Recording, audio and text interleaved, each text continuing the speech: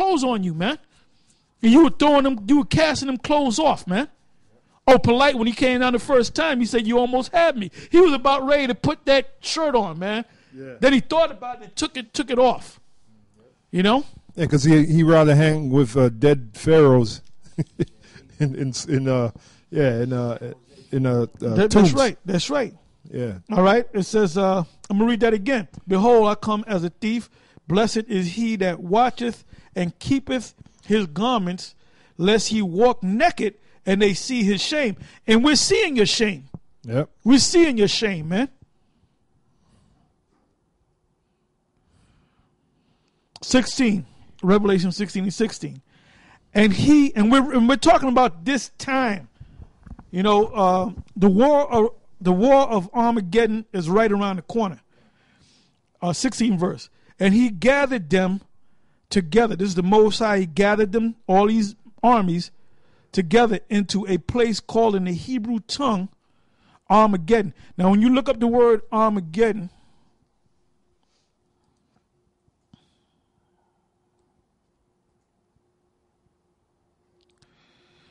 the word there in the Greek is Harmageddon. And it's from the word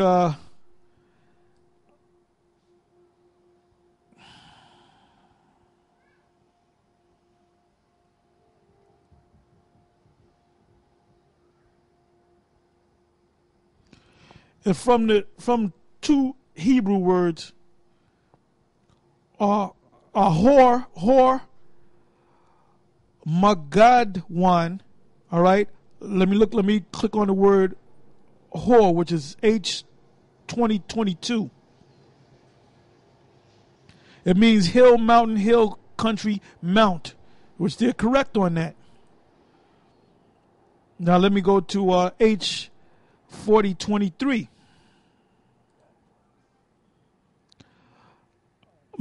Magadwan.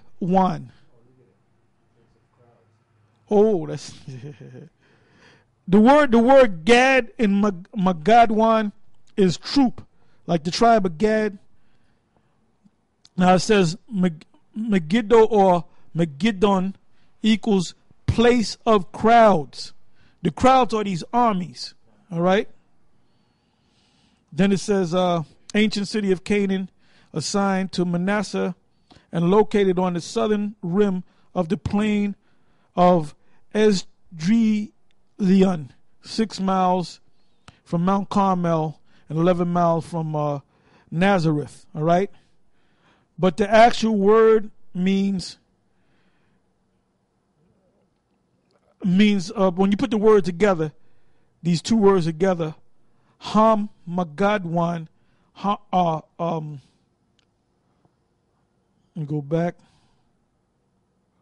Har is a mountain, and Magadwan is troops. All right, mountain of the troops. That's why I asked the apostle to go back to that Revelation 20 and 7. This is back in the book of Revelation, chapter 20, and verse 7. It says, bear with me 1 second. It says, and when the 1,000 years are expired, Satan shall be loosed out of his prison, and shall go out to deceive the nations which are in the four quarters of the earth, Gog and Magog, to gather them together to battle, the number of whom is as the sand of the sea. Because you had those the innumerable amount of armies gathered together over there in the Middle East. And that's what happened from the time that going back to the Renaissance period, that the so-called white man got let out of that sentence. You know, they've been going around deceiving the people and basically gathering everybody for this Third World War. Because they're the ones that's creating the wars, because the Lord Yahweh Bashem Yahushua is allowing them to create those wars. You know, but eventually this last war, they're not going to be able to get out of it. That's going to be their final war to end all wars. And that's what's going on over there in the Middle East. You know, that's why you have so much turmoil going on out there. That's why Netanyahu is and by the way, Benjamin Okay, his name is Benjamin. That's a name that he wasn't born with that name. I think his real name was Harvey Schwartz, or some shit like that. European, German type name. But he took that name to sound more Israeli, all right? Benjamin Netanyahu means son of the right, and Netanyahu means give us Yahweh. Nathan Yahweh. Banyamin Nathan Yahweh. That's how you say it, all right? He says Netanyahu, all right? And they're not supposed to say the name of the Lord, right? So they saying it, them dummies, because they don't realize, they don't check words out.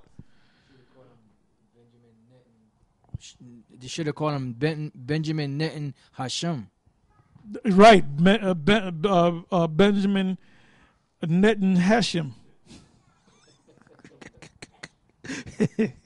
Joel 3:9.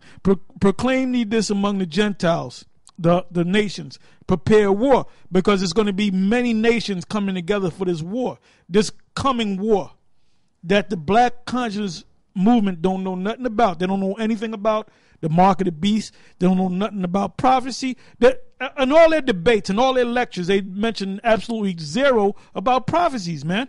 Did not Amun Ra come down and give you prophecies, man? Ain't that in one of your texts, your cannibal texts or your pyramid texts? You know? It says, proclaim ye this among the Gentiles, nations, prepare war. Wake up the mighty men. The mighty men are the men of war. Let all the men of war, their military, which means their weapons, and their trained soldiers and their trained experts in war, let all the men of war draw near. Let them come up. This is happening right now with this cry for this situation with Netanyahu, Bibi Netanyahu in Iran, because he wants to strike Iran. But that's going to cause you, the least of them, Jeremiah 49, the least of them, the so-called Jew, Israel, the small country, the least of them shall draw them out. All right? Because, well, it says right here, it said, let all the men of war draw near. Jeremiah 49, the least of them shall draw them out. Let them come up.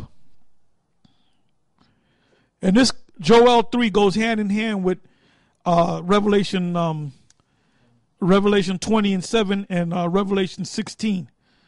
It says, beat your plowshares. A plowshare is a instrument of farming. So the money that they use for agriculture, they're going to put it into the military, which is a sword. Into sword. The swords represent your mind and your instruments of war, your missiles and so forth. And your pruning hooks, another instrument of farming, into spears. Spears represent missiles. All right? Let the weak say, I am strong. These weak nations, if they possess the ICBM missile, then they're strong. It says, 11, assemble yourself and come, all ye heathen, and gather. Heathen, another word for, you have Gentiles we read earlier. Now we have heathen. Heathen literally means country dweller. Someone that dwells outside the city. It means of the nations. And gather yourself together round about. Thither cause thy mighty ones to come down, O Lord, Yahweh, which are the angels, because the angels are going to cause this thing to happen. And when you go to try to set up